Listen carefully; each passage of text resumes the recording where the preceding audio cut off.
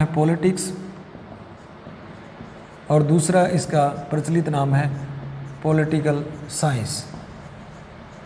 अगर हम बात करें पॉलिटिक्स और पॉलिटिकल साइंस की तो इन में कोई अंतर नहीं है, लेकिन अगर हम लोग इनमें अंतर करना चाहें तो अंतर कर सकते हैं। पॉलिटिक्स जो है वो राजनीति विज्ञान का पुराना नाम है और पॉलिटिकल साइंस जो है ये इसका नवीन नाम है। पुराना नाम अरस्तु के समय से ही चला आ रहा है।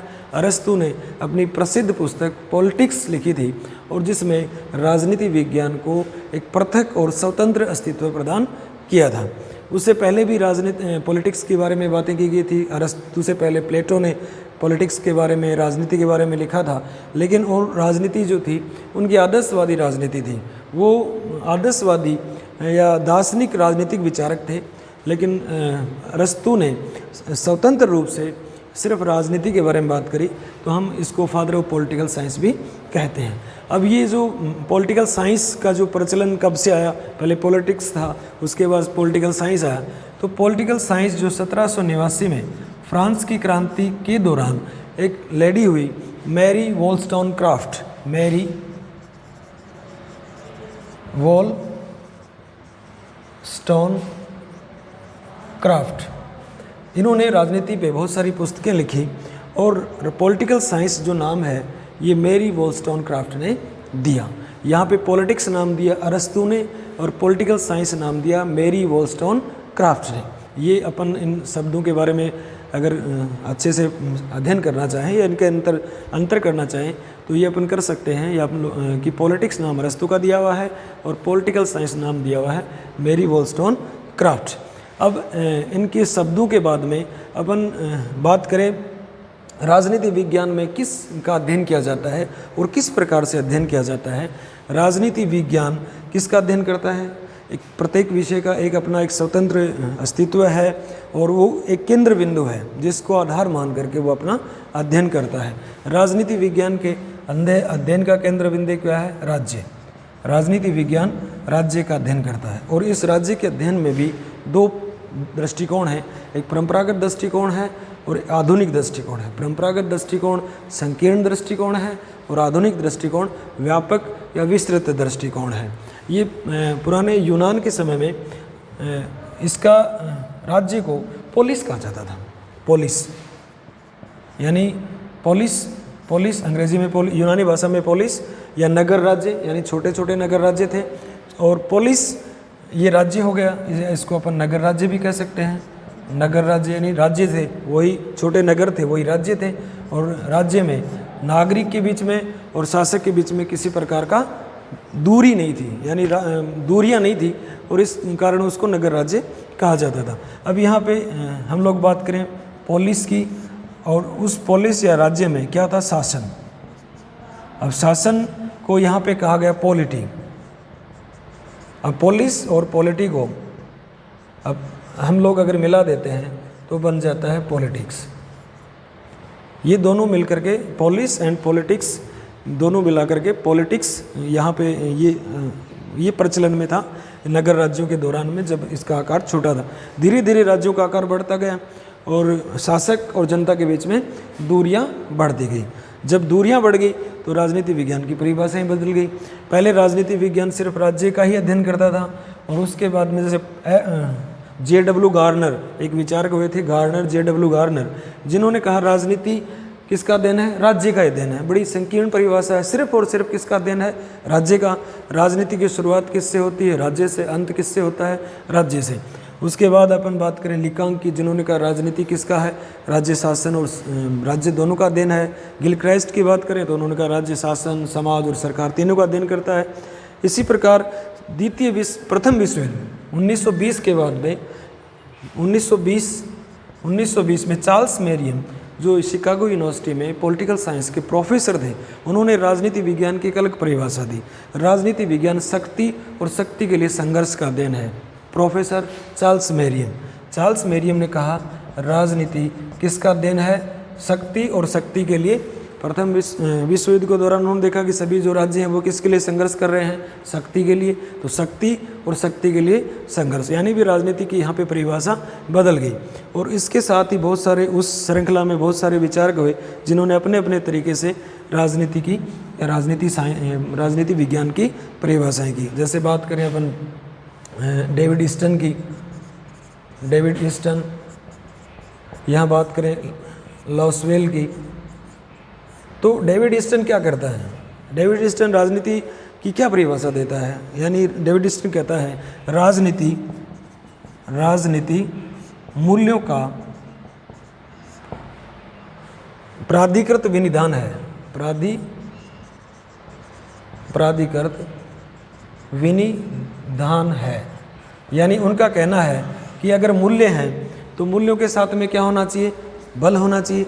अगर कोई शक्ति नहीं है तो मूल्यों का कोई औचित्य नहीं है। बिना शक्ति के मूल्यों का कोई भी औचित्य नहीं है। ये किसका कहना था? डेविड ईस्टन का। प्राधिकृत का यहाँ पे तात्पर्य है कि कोई भी प्रशासनिक अधिकारी जब किसी प्रकार के कानून नियम जारी करता है तो उनके साथ में क्या होता है? ये बल होता है। यानी जो मूल्य हैं वो कौन से हैं? जिनके साथ में बल है। कोई भी प्रशासनिक अधिकारी के द्वारा कोई भी नियम और कानून जब पारित किया जाता है तो उसके साथ में क्या है? शक्ति है। यानी शक्ति के बिना मूल्यों का कोई भी औचित्य नहीं है। यहाँ पे डेविड ईस्टन ने राजनीति की परिभाषा की, राजनीति मूल्यों का प्राधिकृत विनिधान है। यानी मूल्य जो है उनका ही अध्ययन है और मूल्य किस प्रकार के होने चाहिए? जिसके साथ में शक्ति है। यहाँ पे लॉसवेल जो है वो क्या कह रहे हैं? वो कह रहे हैं राजनीति प्रभाव और प्रभावशाली का अध्ययन है। यहाँ पे जो शक्ति और शक्ति के लिए संघर्ष है वो वहाँ जो शक्ति है, लॉसवेल यहाँ पे किस प्रकार ये यूज़ कर रहे हैं? प्रभाव को, यानी प्रभाव और प्रभावशाली का अध्ययन है। यहाँ पे हम लोगों ने बात करी राजनीति और राजनीति विज्ञान में क्या अंतर है, राजनीति का अर्थ क्या है। राजनीति का पहले परंपरागत तरीके से अध्ययन किया जाता था, आधुनिक दृष्टिकोण क्या है। और अब हम इसमें देखते हैं कि राजनीति में दो धाराएं हैं। एक धारा जो है वो मूल्यों का अध्ययन करती है और एक धारा किसका अध्ययन करती है? तथ्यों का अध्ययन करती है। यानी कि यहाँ पे वैल्यू और यहाँ पे क्या है? फैक्ट। अगर हम बात करें मूल्यों की तो इनको मूल्योन्मुखी कह सकते हैं, लक्ष्योन्मुखी कह सकते हैं या आदर्शोन्मुखी कह सकते हैं। तथ्यों में क्या है? तथ्य में विज्ञान की तरह फैक्ट हैं और उन फैक्ट का अपन वर्णन कर सकते हैं, उनका वर्गीकरण कर सकते हैं। तो यहाँ पे जो सिद्धांतों का निर्माण किया जाता है राजनीति विज्ञान में, वो कह रहा है कि राजनीति विज्ञान सिद्धांतों का निर्माण सामान्यकरण के आधार पर करता है। यानी सामान्यकरण में वर्णन, वर्गीकरण और विश्लेषण, विवेचन और उसके बाद में पुष्टि, ये सब किया जाता है, निष्कर्ष निकाला जाता है। और वो किसके आधार पर निकाला जाता है? तथ्यों के आधार पे। मूल्योन्मुखी हैं। कुछ राजनीति विज्ञान के जो विचारक हैं वो उनकी जो अध्ययन की पद्धति है वो मूल्योन्मुखी है और कुछ विचारक हैं उनकी तथ्योन्मुखी है। यहाँ हम लोग बात कर सकते हैं प्लेटो की। प्लेटो का दर्शन मूल्योन्मुखी है। यहाँ पे लोकतंत्र की बात करें, लोकतंत्र भी एक मूल्य है। लोकतंत्र की अरस्तु कर रहा है। अरस्तु कह रहा है कि लोकतंत्र जो है वो सर्वश्रेष्ठ शासन है जिसको पॉलिटी कह रहा है। और यहाँ पे लोक जो है वो बात कर रहा है संवैधानिक लोकतंत्र की बात कर रहा है। यहाँ पे रूसो जो है वो प्रत्यक्ष लोकतंत्र की बात करता है लेकिन उसका आधार सामान्य इच्छा होना चाहिए। यहाँ पे मिल जो है वो भी लोकतंत्र का समर्थन कर रहा है। यहाँ पे ग्रीन है वो भी लोकतंत्र का समर्थन कर रहा है। तो या ब्राइस है उसने कहा कि लोकतंत्र सबसे अच्छा शासन है, यानी सर्वश्रेष्ठ जो शासन है वो कौन है? लोकतंत्र। ये मूल्य जो है ये किसकी बात करते हैं? चाहिए की बात करते हैं। यानी ऐसा शासन होना चाहिए। और सिद्धांत किस पे बनता है? ऐसा शासन होना चाहिए या ऐसा शासन है। और उनमें सबका एनालिसिस करने के बाद में राजनीति में सिद्धांतों का निर्माण होता है। ये जो मूल्य प्रधान जो भी विचारक हैं इनके जो सिद्धांत हैं, सिद्धांतों में राजनीति का क्या महत्व है, राज्य का क्या महत्व है, राज्य के पास में कितनी ताकत होनी चाहिए या राज्य के पास ताकत नहीं होनी चाहिए, राज्य में शासन किस प्रकार का होना चाहिए, राजतांत्रिक होना चाहिए या अधिनायक तंत्र होना चाहिए या कुलीन तंत्र होना चाहिए या पूंजीपति वर्ग का शासन होना चाहिए या लोकतंत्र होना चाहिए या भीड़ तंत्र होना चाहिए। इस प्रकार से ये होना चाहिए पे बात जो करता है वो मूल्य प्रधान है। और जो फैक्ट या तथ्यों की बात करता है ये ऐसा है। ये यहाँ पे दो अगर अपन कहें या हम लोग कहें मूल्य मूल्यों के आधार पर राजनीति को विज्ञान नहीं कहा जा सकता और तथ्यों के आधार पर राजनीति को विज्ञान कहा जा सकता है। अमेरिकी जो विचारक थे डेविड ईस्टन, उन्होंने व्यवहारवादी सिद्धांत में यही कहा कि राजनीति में भी अन्य प्राकृतिक विज्ञानों की तरह सिद्धांतों का निर्माण किया जा सकता है, लेकिन राजनीति विज्ञान साइंस पूर्ण रूप से इसको साइंस नहीं कहा जा सकता। एक धारा जो मूल्य प्रधान है उसके आधार पर अपन कह सकते हैं कि राजनीति विज्ञान को विज्ञान नहीं कहा जा सकता। दूसरी धारा जो तथ्य प्रधान है उनके आधार पर अपन इस राजनीति विज्ञान को विज्ञान कह सकते हैं। इसमें हॉब्स है, इसमें मैकियावली है। मैकियावली ने राजनीति विज्ञान की एक परिभाषा दे दी, नई राजनीति। मैकियावली पूर्ण तथ्यों की बात करता है। मार्क्स की बात करें तो मार्क्स भी तथ्यों की बात करता है।